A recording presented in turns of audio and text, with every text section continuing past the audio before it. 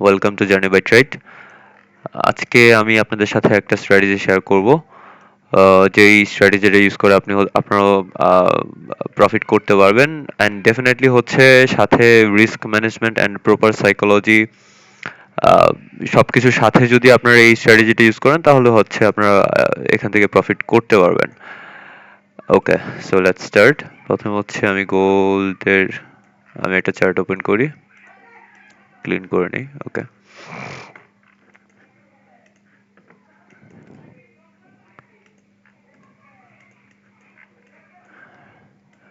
Okay, so in এটা হচ্ছে gold USD chart.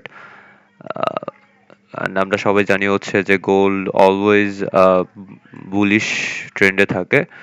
So গোল্ডে খুব কম টাইমই হচ্ছে গোল্ড সবসময় ডাউন ট্রেন্ডে যায়, বাট ম্যাক্সিমাম টাইম হচ্ছে যে গোল্ড সবসময় আপ ট্রেন্ডে থাকে।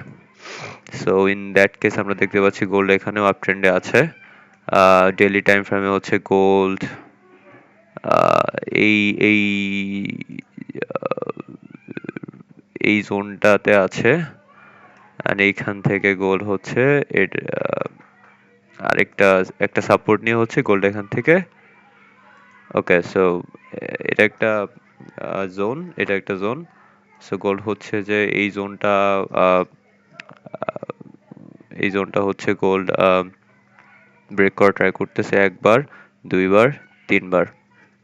ওকে, সো এটা ব্রেক করতে পারে নাই অ্যান্ড দেন হচ্ছে এইখান থেকে আরেকবার জাম্প করে গোল হচ্ছে এই জোনটা ব্রেক করার ট্রাই করতেছে। ওকে, এই যে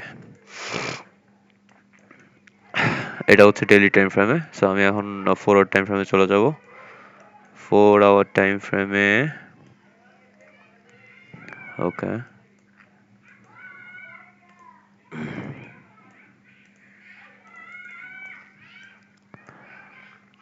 ওকে,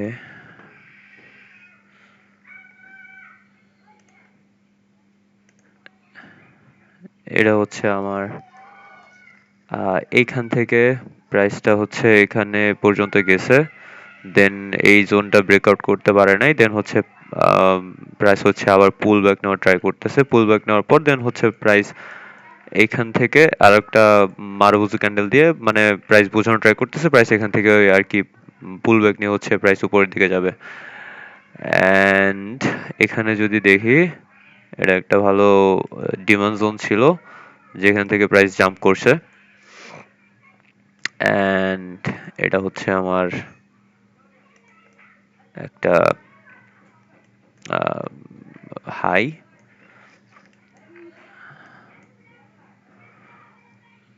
ওকে,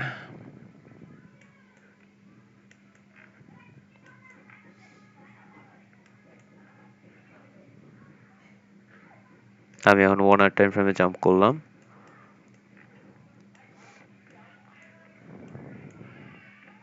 ওকে, 1 আওয়ার টাইম ফ্রেমে হচ্ছে যে এখানে মার্কেট হচ্ছে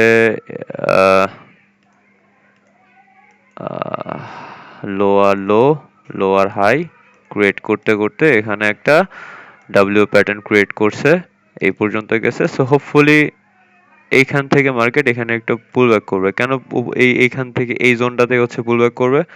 এটা কারণ হচ্ছে যে এইটা একটা জোন। ওকে, আচ্ছা,